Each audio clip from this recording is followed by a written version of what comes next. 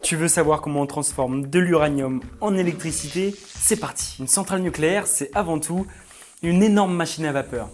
Wow! Mais au lieu de brûler du charbon, on utilise de l'uranium. C'est un métal radioactif présent naturellement dans la croûte terrestre. Juste ici, là. Dans le réacteur nucléaire, on bombarde les atomes qui composent l'uranium avec des neutrons. Ce sont des toutes petites particules, invisibles à l'œil humain. Résultat, les chaînes entre les atomes d'uranium se brisent et c'est la fission nucléaire. Chaque atome qui se casse libère énormément de chaleur et encore plus de neutrons. Ces neutrons, à leur tour, vont casser d'autres atomes d'uranium et c'est là la réaction en chaîne. Mais attention, on contrôle ces réactions grâce à des barres de contrôle en matériaux spéciaux qui absorbent les neutrons en trop. Sinon, ça chauffe trop vite.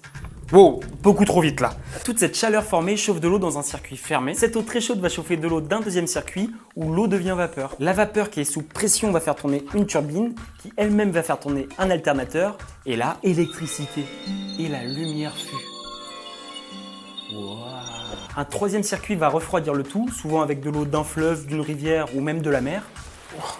Et les grandes tours qu'on voit dans les centrales, c'est les tours aérofrigérantes. Pas facile à dire. Elles servent à refroidir la vapeur avec l'air ambiant. Donc c'est pas des cheminées à fumer. On rejette pas quelque chose de dangereux ou des gaz, pas de CO2. Ce qui en ressort, c'est de la vapeur d'eau. Bon, de toute façon en Normandie, ces tours elles sont pas présentes. Les centrales de Penly, Flamanville ou Paluel, elles en ont pas. Elles utilisent directement l'eau de la Manche. Le débit est tellement élevé que le refroidissement est beaucoup plus rapide. Et puis l'eau chauffée est directement rejetée dans la mer. Après contrôle. Voilà, de l'uranium, des neutrons, de la vapeur et l'électricité arrive chez toi. Mais bon. Pour ça, faut penser à changer l'ampoule. Ça fait 3 mois qu'elle est cramée.